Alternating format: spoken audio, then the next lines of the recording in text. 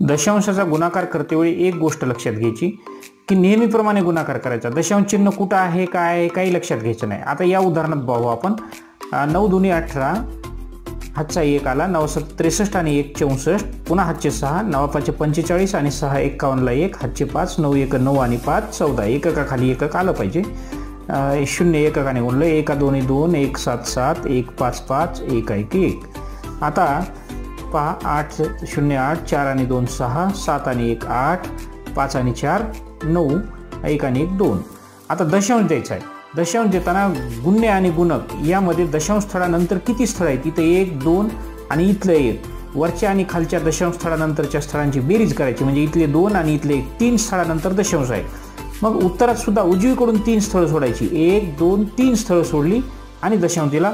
अशा प्रकारे 29.868 हे उत्तर आलेलं आहे.